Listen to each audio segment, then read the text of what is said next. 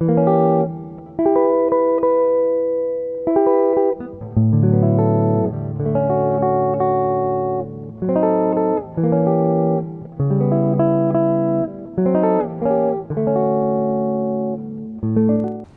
pemirsa dan teman-teman sebangsa dan setanah air, kembali bertemu dengan saya, Sugeng Saryadi, dalam Forum Sugeng Saryadi, yang merupakan kerjasama Sugeng Saryadi Syndicate dengan QTV, Harian Sore Sinar Harapan, sebuah harian sore yang pantas untuk dibaca, dan PT Indofood Sukses Makmur Terbuka. Para pemirsa, pada episode kali ini saya berbahagia sekali mengundang tamu-tamu saya, anak-anak muda yang menjawab undangan saya dan hari ini hadir bersama saya di meja diskusi saya ini untuk mencoba tanda petik melamun mengenai sesuatu hal yang barangkali ini nanti akan men-trigger, akan menjadi wacana pada sejarah Republik kita mendatang. Tema hari ini saya beri judul Indonesia's Global Policy 2020 Today. Jadi ini lamunan tentang apakah Republik Indonesia itu memiliki kewajaran atau syah untuk melamun membuat policy global negaranya pada 2020. Tapi sebelum itu saya ingin memperkenalkan dulu tamu-tamu saya. Yang pertama adalah Fadli Zon. Selamat datang Fadli. Terima kasih. Fadli Zon sekarang ini adalah Direktur Institute for Policy Studies. Yang berikutnya adalah Kusnanto Anggoro. Selamat datang Gus. Terima kasih Mas. Kusnanto, pengamat politik dan militer dari CSIS. Kusnanto dan Fadli, saya ingin mengajak Anda yang saya sebut tadi melamun. Barangkali ini untuk sedikit mengalihkan pembicaraan wacana di publik yang terlalu kekinian, terlalu pragmatis, terlalu jangka pendek. Apakah itu masalah politik atau masalah antrean minyak tanah atau antrean kebutuhan pokok yang lain, kemudian kecelakaan lalu lintas dan lain-lain, atau oligarki partai politik dan seterusnya. Saya ingin memberi enlightening sedikit mengenai tema hari ini. Kebetulan sekali Anda ini menyelesaikan studi di bidang masing-masing, major dalam Rusia, masalah Rusia. Jadi Kusnanto dan Fadli memperdalam ilmu pengetahuan dalam mengkaji masalah-masalah Rusia. Dan kebetulan by accident hari ini juga kita kedatangan tamu yang cukup membuat shift pandangan dari publik mengenai politik luar negeri, yaitu Vladimir Putin, presiden Rusia sekarang ini, sesudah Rusia membebaskan diri dari pemerintahan ideologi komunis. Fadli dan Kusnanto, begini ya, kelihatannya kedatangan Vladimir ini bisa saja memang ada shift. Ketika dia juga memutuskan untuk menerbangkan kembali pesawat-pesawat untuk mengawasi daerah-daerah strategis di Eropa.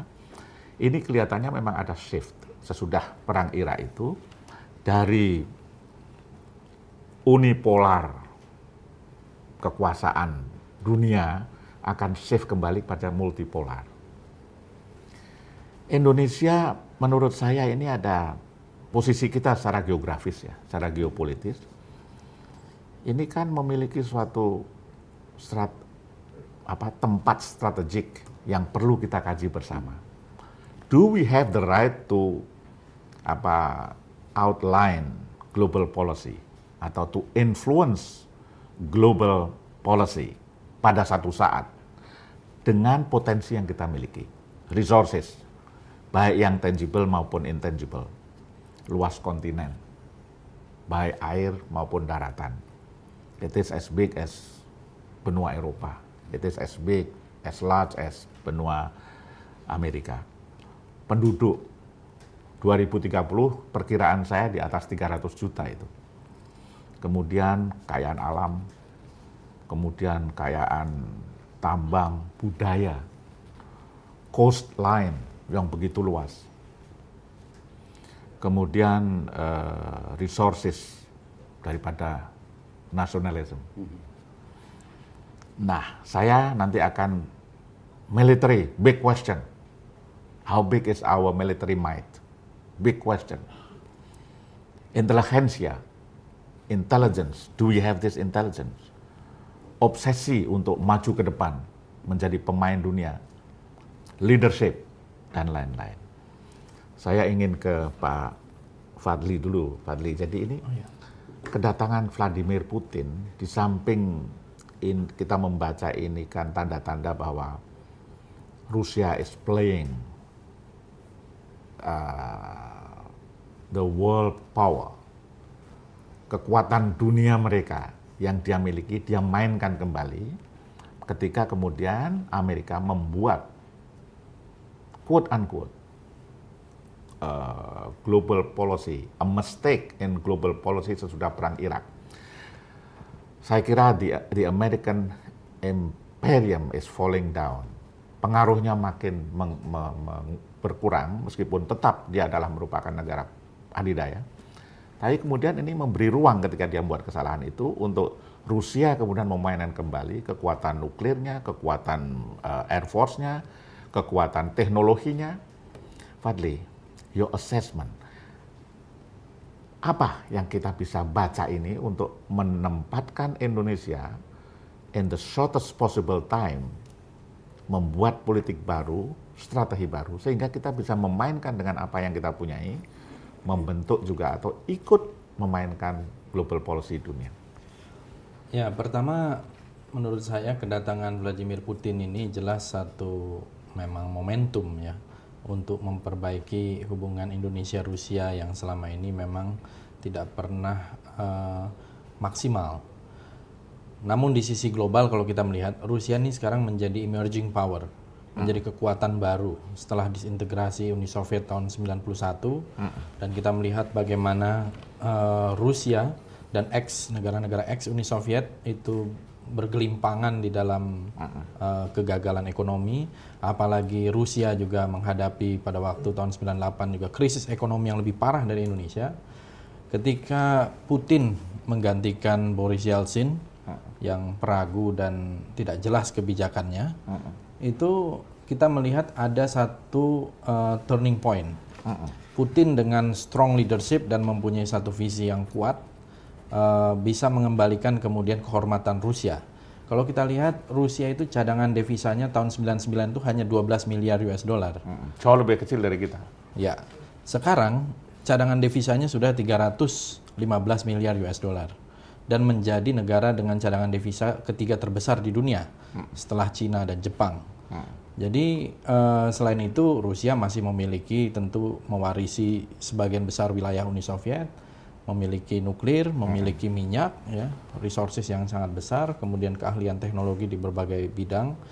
Jadi kalau kita melihat sebetulnya Rusia tentu selain Cina ya, karena Cina jauh lebih dulu maju dan mereka juga sama-sama sekarang ini di Shanghai Cooperation Organization, di SCO, itu mereka bisa menjadi alternatif kekuatan yang sekarang ini sangat dominan dikuasai oleh Amerika ya, sebagai the hyperpower atau bahkan American Empire, meskipun maybe the falling American Empire gitu.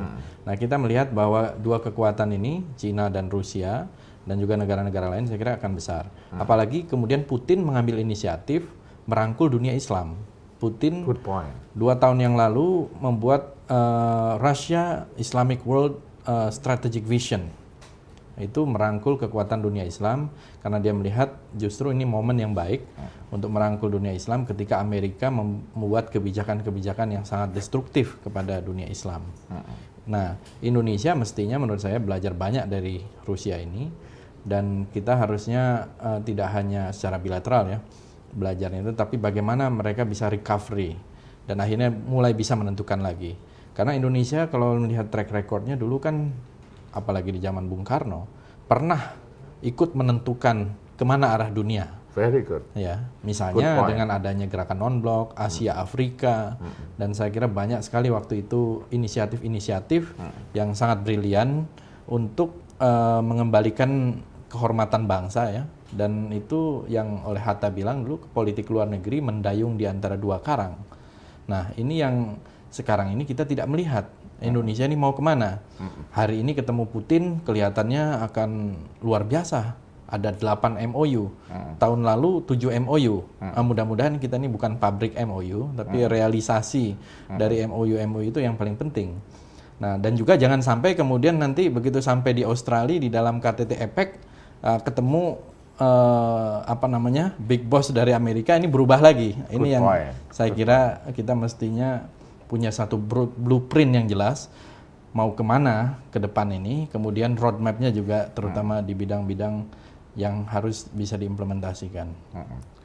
Gus, jadi kalau saya boleh menyebut Vladimir Putin ini seperti yang disampaikan oleh Fadlizon itu, ini kan merupakan sekali lagi bahwa di sana ada demokrasi, bahwa di sana juga ada internal political struggle, tapi ada the power of one politician yang kuat. Tadi dia menyebut Yeltsin yang peragu. Problem kita ini, dia juga menyebut zaman tahun-tahun 60-an ya, itu kan kita pernah ikut menentukan gambaran politik dunia. Indonesia itu menurut mimpi saya boleh mengerjakan itu. Beda dengan Singapura, beda dengan Brunei, even Malaysia atau Thailand. No, Indonesia memiliki keabsahan untuk ikut seperti yang dimimpikan oleh Bung Karno. Kira-kira apa lagi, Gus, yang kekurangan? Tadi saya, kenapa Rusia sesudah Yeltsin yang peragu itu bisa? Apakah kita bisa juga seandainya kemudian ada, kalau mau analog, katakan misalnya ada kepemimpinan yang peragu, nanti digantikan yang seperti Putin itu, kita kemudian bisa maju ke depan. Gus? Yang kurang mimpi barangkali, Mas. Karena sejak Soekarno, saya tidak melihat Indonesia ini punya mimpi untuk bisa memainkan peran dalam politik global. Kalau melihat dari segi potensi, sebenarnya Indonesia luar biasa. Coba kita ingat tentang geografi saja. Ada Uni Soviet atau Rusia di sebelah barat. Kemudian ada Amerika di sebelah timur, katakanlah ada Indonesia di sebelah selatan untuk peta yang kita kenal. Indonesia mempunyai potensi yang jauh lebih besar dibanding dua yang lain menurut saya, karena beberapa hal.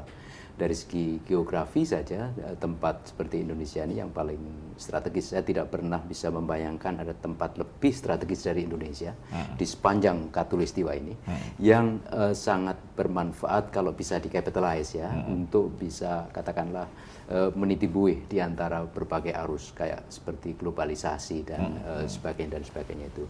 Sumber daya tak diragukan lagi, kita punya banyak, dan sebenarnya Indonesia entitled lah kalau hanya untuk menjadi kutub ketiga, timur, barat, selatan menurut saya.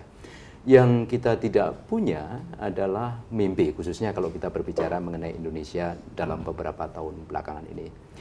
Putin saya kira ketika menjadi presiden Rusia pada tahun 2000 memiliki sebuah obsesi besar untuk mengembalikan kejayaan Rusia yang pada masa transisi sejak tahun 91 menghadapi persoalan yang luar biasa secara internal, ada politik dan kemudian ada reorientasi yang berubah, seperti tokoh-tokoh seperti Gennady Suvrin dan kemudian Yevgeny Premyakov dan terutama adalah Igor Gaidar, terlalu berorientasi yang tidak berpijak pada realitas geografi dan kebesaran Rusia.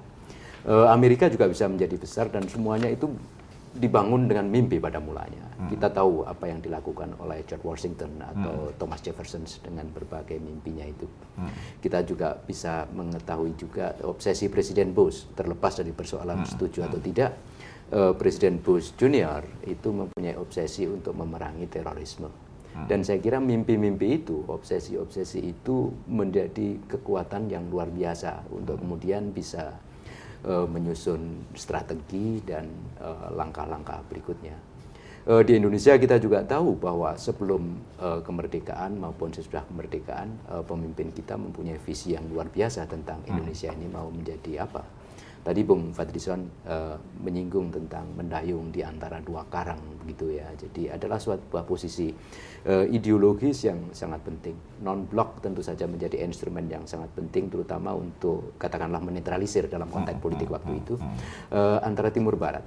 Tapi pemerintah sejak tahun 98 kelihatannya tidak berhasil untuk menemukan itu. Formula-formula di Departemen Luar Negeri kelihatannya tidak cukup mampu untuk menjadi semacam diplomatic capital. Kita pernah mendengar dulu Pak Alwi Sihat membuat gagasan tentang ecumenical diplomacy. Tidak terlalu jelas apa yang dikehendaki. Pemerintahan sekarang mengintroduksi istilah baru, ingin menjadi moderating powers. Seakan-akan ingin memoderasi dunia, ingin menjadi jembatan antara timur barat dan sebagainya, sesuatu yang menurut saya juga tidak terlalu jelas. Jadi bukan posisi alternatif gitu.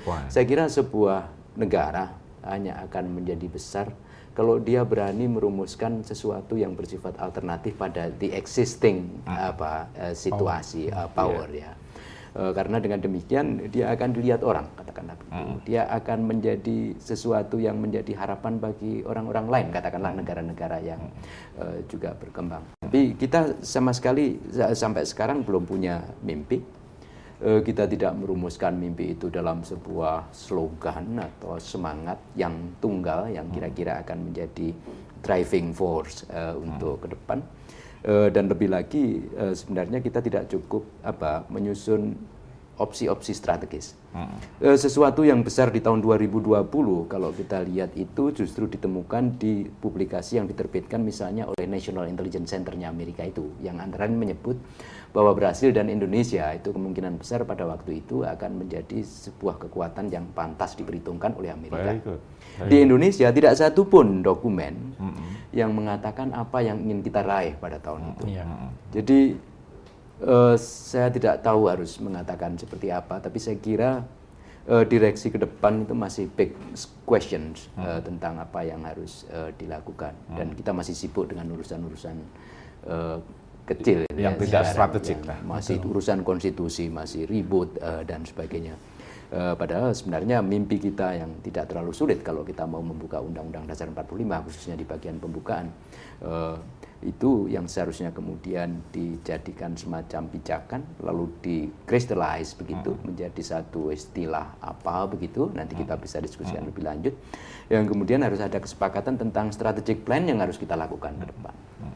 Ini yang sama sekali nggak ada. Jadi terus terang kalau tadi Mas Sugeng menanyakan apakah ada the shortest period of time Indonesia akan itu, saya khawatir jawaban saya tidak. Kecuali kalau nanti pada tahun 2009 kita betul-betul berubah semua dari kita, mulai dari pemimpin sampai rakyat, untuk berani menegaskan tentang apa yang kita mau. Ini apa yang kita mau pun kan kita belum tahu kan begitu, masih memperdebatkan. Fadli, saya kira dialog kita harus menuju ke sana. Tugas kita hanya itu. Non-blok. Non-blok, blok apa? Sekarang itu ideologi sudah tumbling down. Apa itu tembok Berlin sudah tidak ada.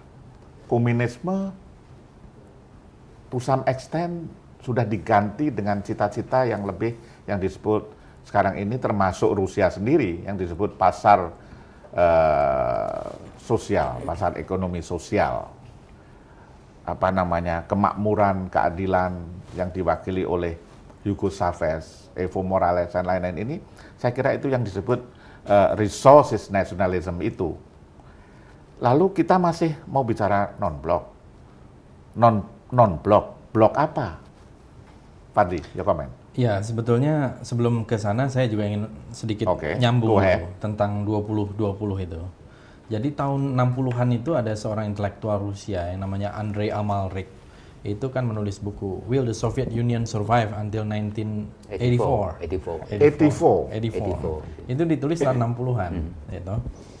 Ternyata buku dia meleset. Itu, ya. Dan itu 7 tahun kemudian. Waktu itu masih komunis nih? Iya, masih komunis. Alright. Nah, saya yang khawatir sebetulnya, apakah will Indonesia survive until 2020 itu? Nah, moga-moga Anda salah. Mudah-mudahan salah, itu yang kita harapkan. Tapi kalau kita melihat apa yang terjadi sekarang, kalau kita melihat dalam arus globalisasi yang sangat besar, ketika Indonesia menurut saya adalah mata rantai yang terlemah dari globalisasi, kalau boleh bisa dikatakan begitu, karena kita nggak gaining apapun dari globalisasi. Kita hanya menjadi pasar bagi kekuatan-kekuatan besar, dan dalam strategi kita juga justru kita bukan memprotek kepentingan kita, tapi justru memberikan lebih banyak pada orang lain. Dari sisi perdagangan, dari sisi politik dan lain-lain. Jadi saya melihat bahwa dari awal apa yang disebut oleh Mas Kusnanto tadi, strategic plan kita menurut saya sudah salah. Filosofi kita sudah salah. Direction kita sudah salah. Kalau kita melihat apa yang dilakukan oleh Cina dan Rusia, itu sangat jelas. Cina ketika reformasi tahun 78, Deng Xiaoping saya kira yang sangat terkenal itu mengatakan tidak penting kucing itu hitam atau putih, yang penting bisa menangkap tikus. Kesejahteraan lah kira-kira, yang penting rakyatnya. Rusia saya kira di era Putin juga demikian. Dia berusaha untuk mengontrol kembali resentralisasi. Karena desentralisasi yang sudah begitu luar biasa ketika itu, demokrasi liberal, kapitalisme, dan semua apa yang menjadi resep Washington Consensus ketika itu diterapkan oleh Yeltsin, privatisasi, deregulasi, dan liberalisasi pasar, oleh Putin kemudian berusaha dikendalikan. Dan Putin memang dituduh oleh Barat sebagai kembalinya sang diktator atau sang lain-lain, tapi di mata bangsa Rusia, rakyat Rusia, dia menjadi terhormat gitu. Nah, ini yang kita tidak melihat di dalam kepemimpinan kita ini, orang yang mempunyai satu visi mau kemana yang disebutkan tadi. Nah, memang kalau bicara masalah non-blok menjadi tidak relevan kalau kita kaitkan dengan globalisasi, karena non-blok itu adalah jawaban masa lalu dalam konteks bipolarisme.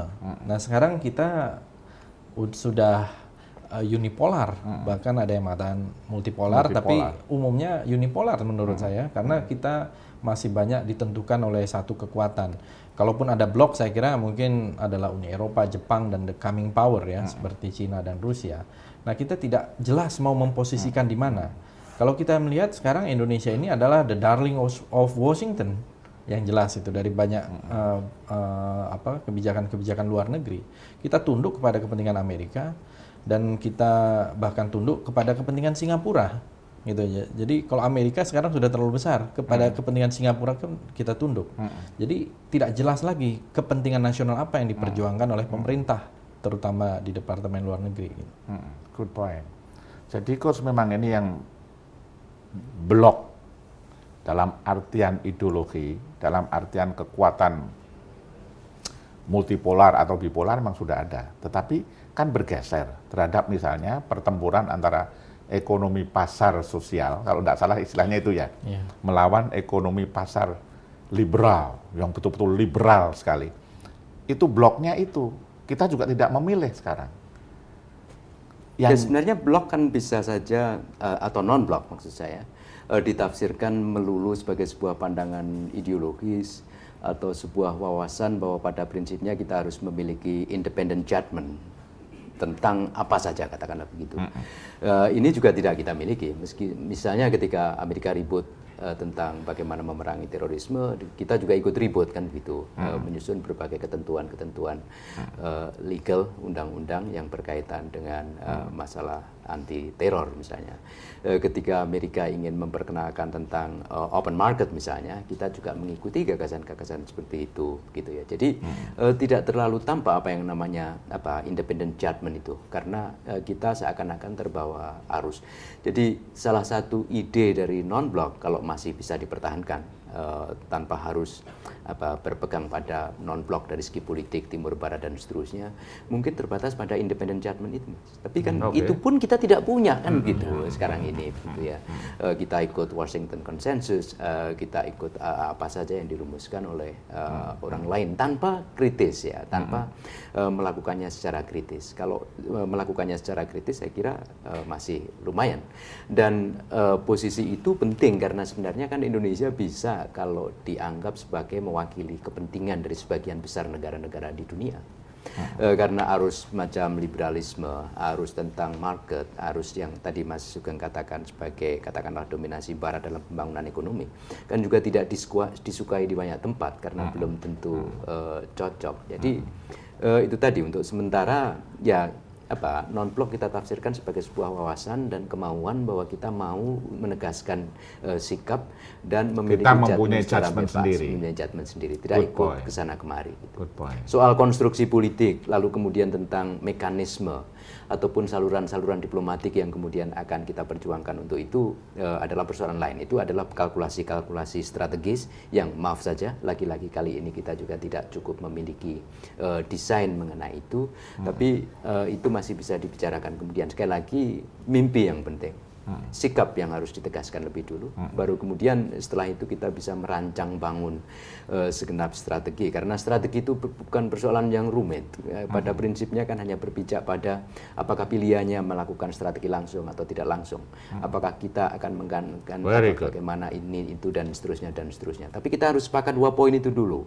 Selama itu belum sepakat, agak sulit untuk merumuskan strategi itu. Dan ini jangka panjang sekali Mas kelihatannya, dalam pengertian bahwa sekarang belum ada yang bisa dilihat tentang itu. Misalnya Undang-Undang Nomor 17 tahun 2007 itu kan memuat tentang rencana pembangunan jangka panjang nasional tahun 2005 sampai tahun 2025.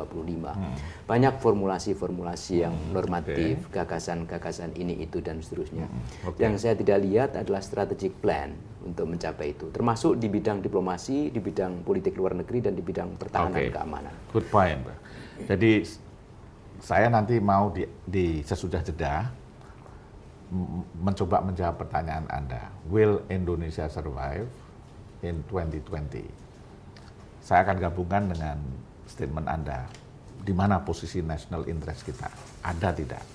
Lalu, apakah Indonesian Yeltsin terganti atau tidak 2009? Ini kan kira-kira pertanyaan-pertanyaan itu. Tetapi kita coba narik napas sebentar, kita minum air putih, kemudian sudah jeda kita lanjutkan.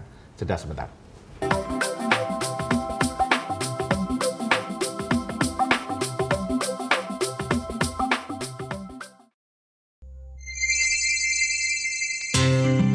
Sinar Harapan mengembangkan jurnalisme perdamaian, menyajikan informasi penting dan menarik serta kritis sebagai acuan pengambil keputusan esok hari. Sinar Harapan, tampil baru minimal 20 halaman dalam format 8 kolom. Koran sorenya sekolah sore Sinar Harapan. Koran sorenya sekolah sore Sinar Harapan. Koran sorenya.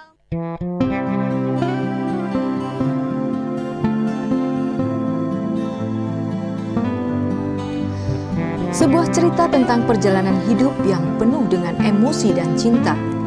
Sugeng Saryadi mempersembahkan album Talking to You. 10 lagu manis yang menjadi closing theme song program talk show Sugeng Saryadi Forum. Dapatkan segera CD-nya hanya di QTV. Dapatkan segera koleksi VCD Sugeng Saryadi Forum. Sebuah tayangan talk show yang dapat menambah wawasan Anda tentang dunia politik, ekonomi, sosial, dan budaya. VCD Sugeng Saryadi Forum dapat langsung Anda miliki dengan mengunjungi kami di alamat ini. Selalu ada jalan, meski perekonomian sedang lesu. Kami bersyukur menjadi mitra perusahaan yang memahami pemberdayaan usaha kecil menengah. Mari kita jalin usaha bersama.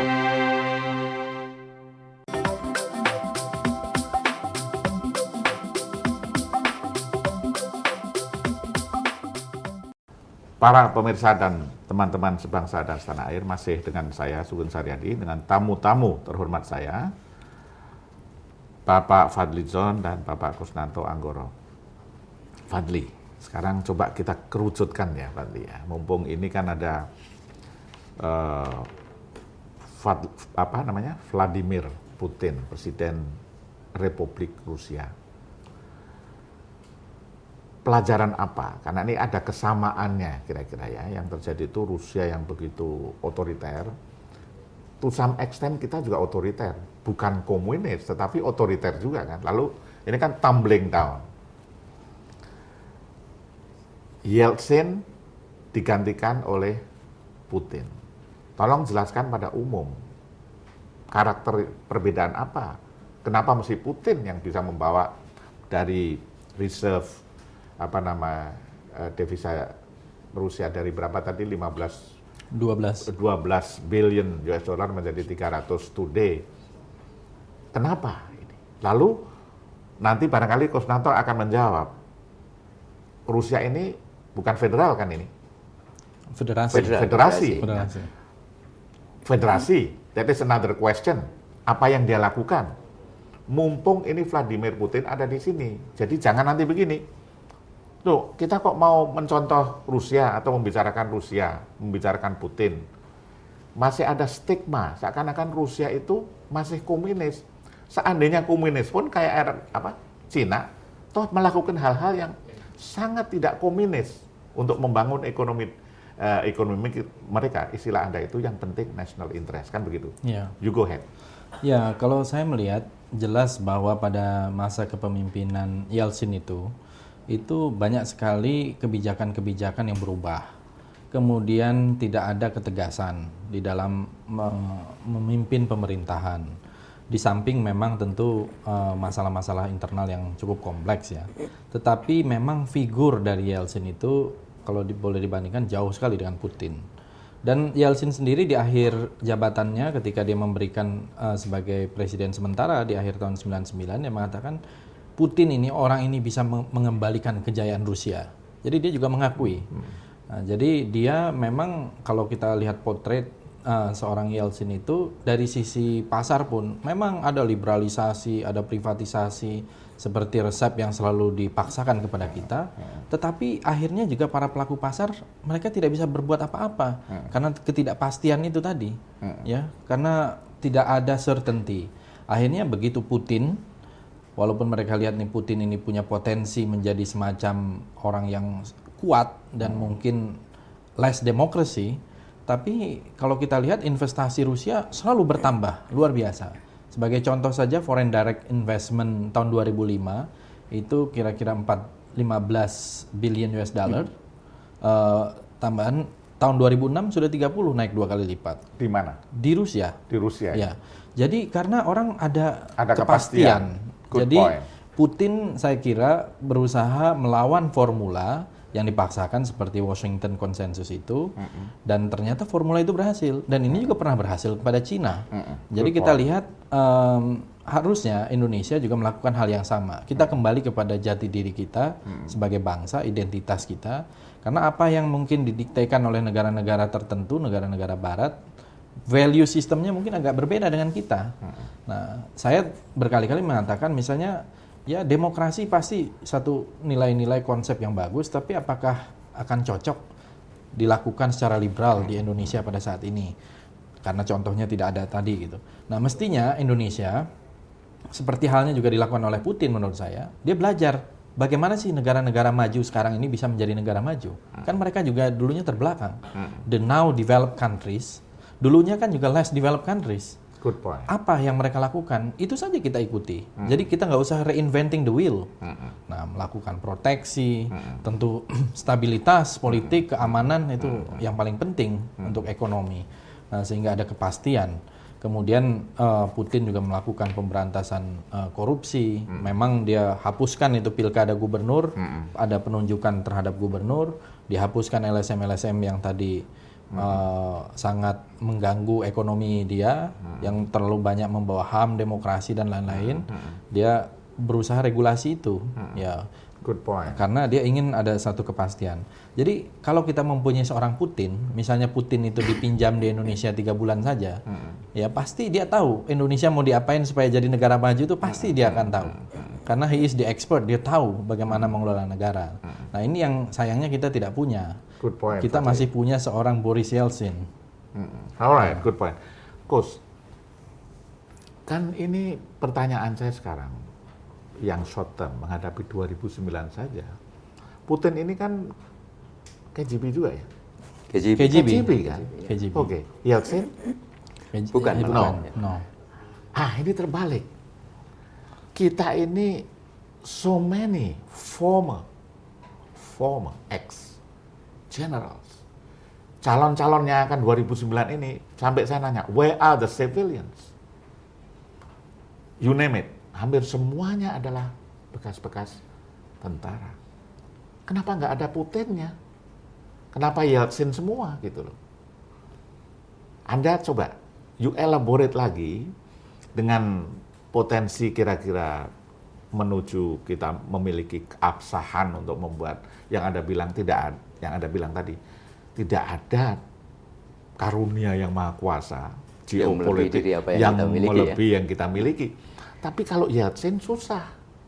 Padahal calon-calon pemimpin kita hampir semuanya dari ex-militer. Ini KGB. Ternyata oke, KGB. Kita juga tidak apa-apa kalau ada tokoh militer yang bukan Yeltsin, tapi yang Putin gitu loh. Go ahead, Coach. Iya, saya kira kalau tadi ingin sedikit menyambung tadi Bung Fadlizon mengemukakan tentang sentralisasi yang dilakukan oleh Yeltsin dan menghapus beberapa pilkada dan seterusnya. Tapi saya kira Yeltsin memberikan kepastian tentang clean government yang ada. Dia Putin punya. Putin. Maksud saya Putin. Jadi itu saya kira penting karena bagi saya demokrasi itu bukan tujuan, Mas. Demokrasi itu harus dipandang sebagai sebuah instrumen saja. Artinya kalau pada suatu titik kita harus memilih less democracy, oke saja. Kalau dengan demikian akan berarti more accountability dan transparansi serta pertanggungjawaban publik, katakanlah begitu. Jadi kita harus tidak dibingungkan oleh banyak omong tapi tidak transparan. Ya toh, maksud Anda begitu. Jadi kebebasan ngomong boleh kanan kiri semua, tapi transparansi tidak ada. Tapi kalau bukan otoritarian, agak sedikit closed, tapi transparansi, korupsi, clean government ada, that is a choice. Go ahead. Ya kalau potensi itu menurut saya banyak sipil itu. Cuma saya nggak tahu kenapa itu tidak misalnya terdengar di Jakarta. Atau barangkali persoalan media coverage. Atau mungkin karena mereka selama ini masih melakukan dalam skala-skala kecil. Tetapi pertengahan bulan ini saya kira akan terbit sebuah buku gitu, yang akan menunjukkan bahwa salah satu model reformasi birokrasi di Ambon itu akan menjadi model di seluruh dunia mengenai keberhasilan bagaimana reformasi birokrasi seorang itu bupati ini dilakukan. Wali kota. Alright. Penting untuk conflict resolutions. Di sebuah kota di Jawa Timur juga seorang bupati berhasil untuk bukan hanya bagaimana membangun affirmative actions, tapi juga justru bagaimana merancang sebuah sistem auditing begitu yang for the poor untuk orang miskin. Jadi bukan, itu ada di Malang atau Blitar begitu.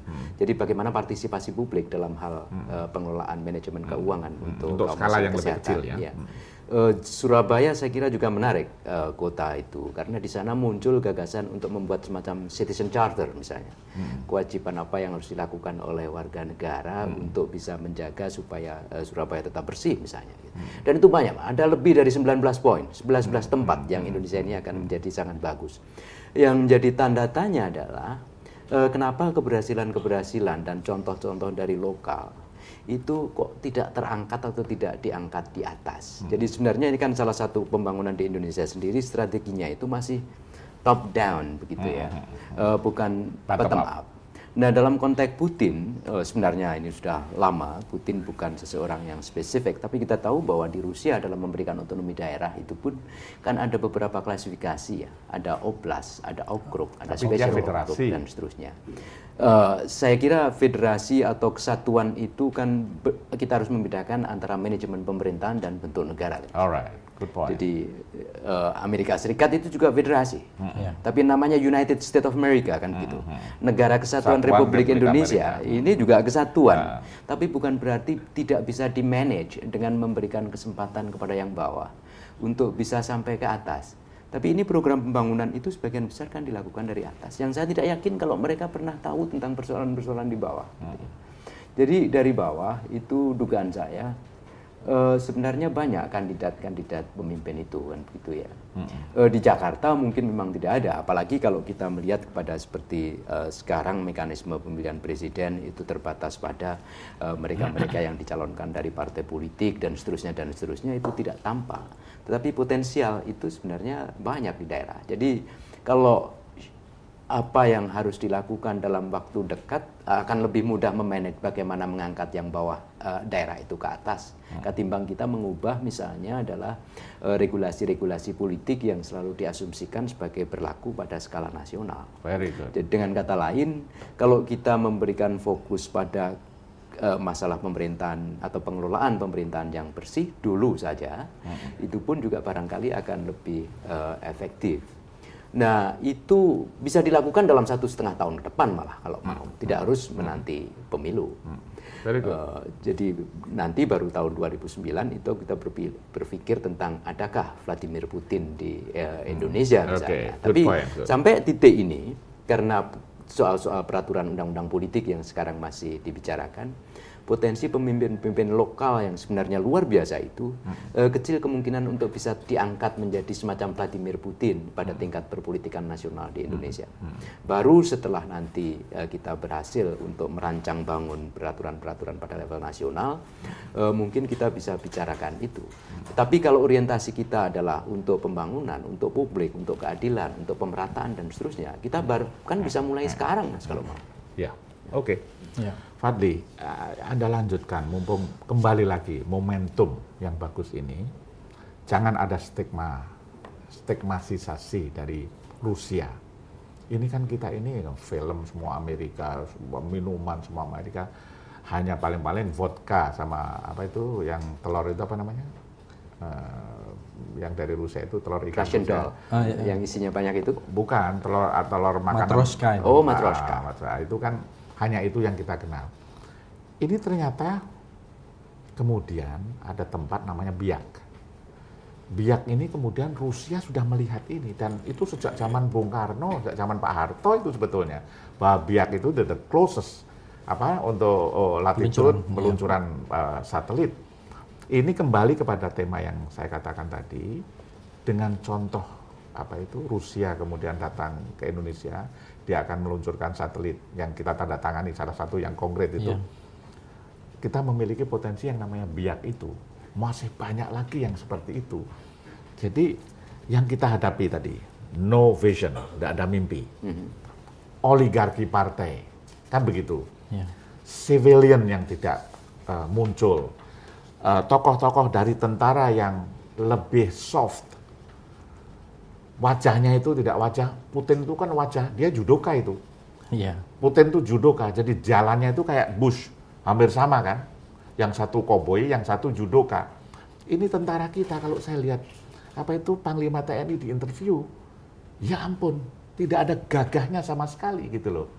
Jadi, Fadli, global policy, mengetahui tentang karunia Allah yang Maha Kuasa, apa istilah Anda tadi, tidak ada tempat yang sebegini strategisnya.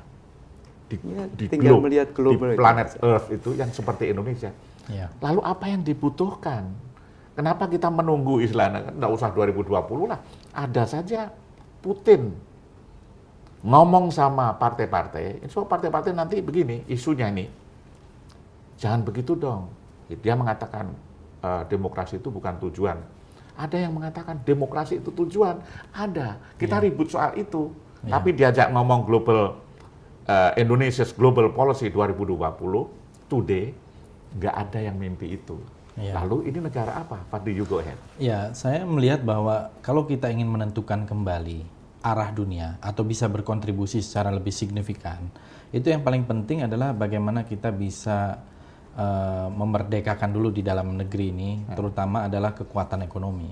Jadi umumnya kalau kita lihat negara-negara yang mempunyai leverage atau pengaruh yang besar itu karena ekonomi. Itu saya kira salah satu. Di samping tentu masalah militer dan lain-lain ya. Tapi kalau militer juga ekonominya tidak kuat, bagaimana kita mau menciptakan nuklir, mau menciptakan apa gitu ya. Umumnya saya kira bagaimana kita menguasai ekonomi. Sehingga development strategy kita sangat penting.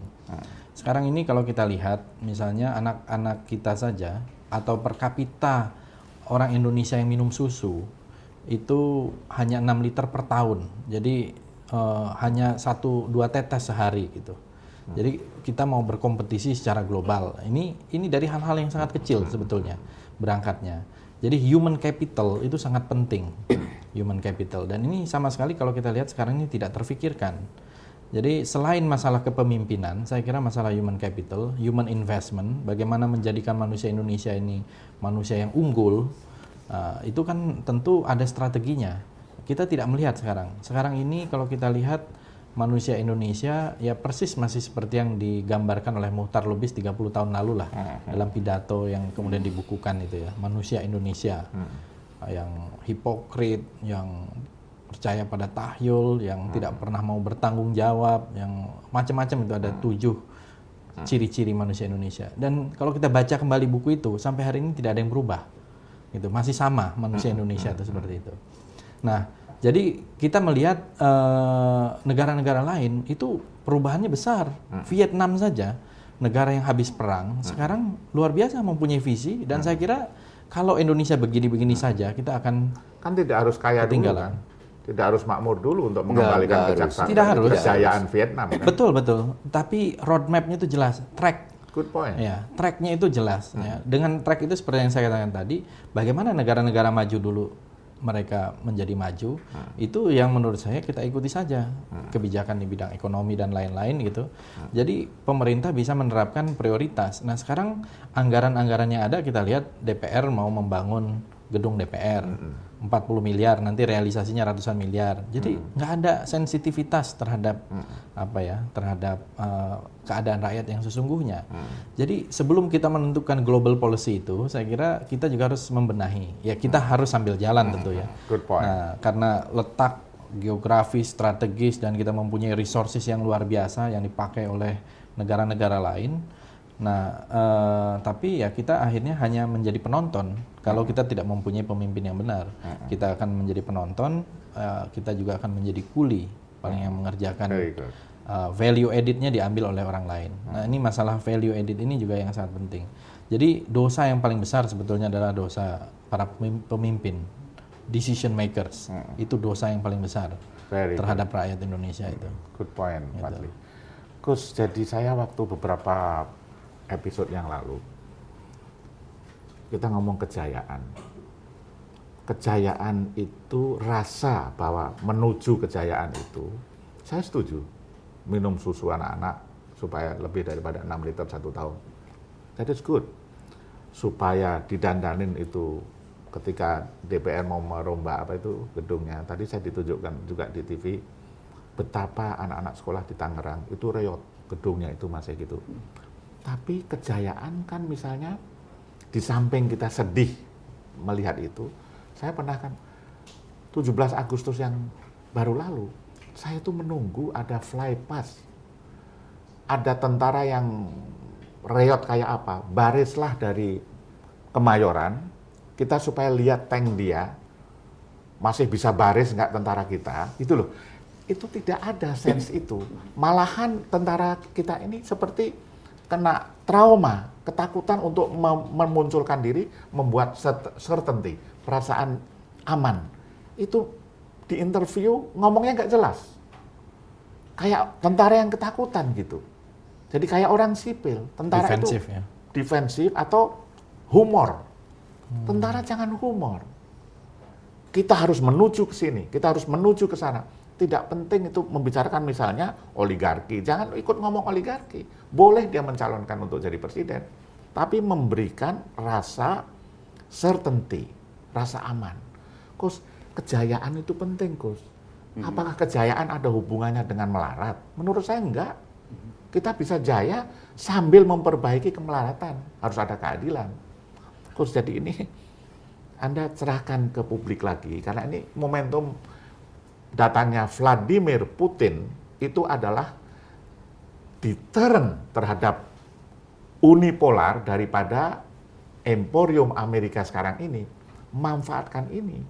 Jangan takut untuk kita misalnya sedikit mana yang lebih menguntungkan. Kalau mengambil Rusia sebagai pembantu menuju memiliki persenjataan untuk perang modern dengan Rusia, just do it, gitu loh.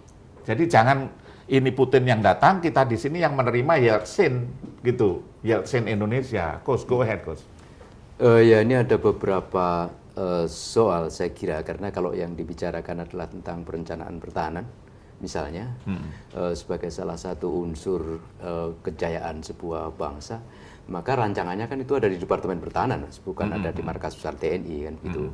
Markas Besar TNI, Panglima saya kira mempunyai kewenangan untuk menyusun strategi militer, strategi operasional. Itu juga belum dilakukan. Jadi dua-duanya saya kira belum dilakukan. Tapi untuk sementara saya ingin berbicara bahwa kita miskin betul, Mas, kalau diminta untuk memikirkan sesuatu yang bersifat alternatif ya. Nggak punya itu. Miskin betul. Miskin betul. Padahal tadi teknologi penting, kekuatan militer penting dan seterusnya. Tapi dimanapun juga rentang geografi, distance, itu kan bisa dialternatifi dengan speed, dengan kecepatan. Jadi bahwa Indonesia ini rentangannya mulai dari katakanlah 6 sampai 11 lintang utara, lintang selatan, 95 sampai 141 merupakan rentang yang luar biasa. Tapi dengan teknologi kita bisa mengatasi itu. Hukum-hukum alam juga mengatakan kepada kita bahwa energi potensial dan energi kinetik itu jumlahnya tetap, dan dua-duanya itu yang satu naik, satu turun dan seterusnya konstan. Salah satu wujud bahwa banyak hal yang bisa dilakukan kalau kita memiliki alternatif. Dalam hal kekuatan militer Indonesia misalnya, agak sulit membayangkan kalau kita bisa memiliki kekuatan yang besar. Tetapi tidak terlalu rumit kalau sebenarnya kita berpikir dengan pendekatan yang agak progresif tentang bagaimana postur pertahanan Indonesia harus dibangun. Tapi ini juga belum ada, Mas. Belum ada. Departemen Pertahanan belum bikin, TNI sendiri masih sibuk untuk memikirkan katakanlah apa yang disebut sebagai strategi operasional, sehingga mereka tidak bisa membedakan Hankam-Rata itu doktrin, kebijakan, sistem atau strategi.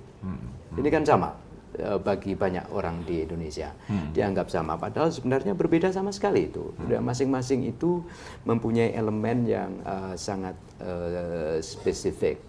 Jadi kembali lagi pada pertanyaan Mas Sugeng yang berkaitan dengan apa kita menjadi besar dan seterusnya dari segi militer. Bisa, tapi saya kira kita memang belum melakukan itu.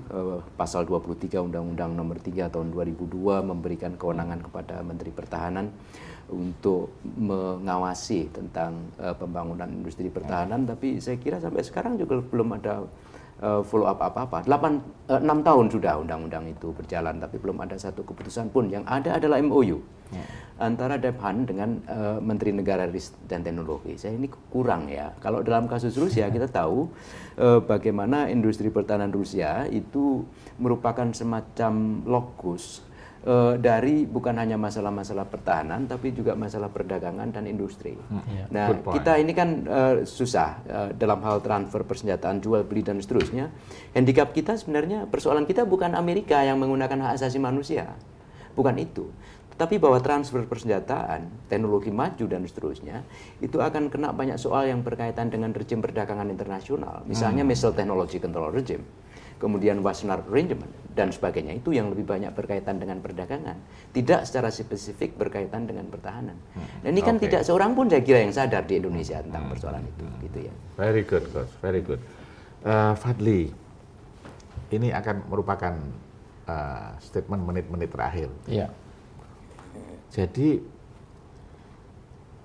pembangunan ekonomi, kekuatan ekonomi, sambil membangun kekuatan militer, kan tidak harus ini menjadi sesuatu yang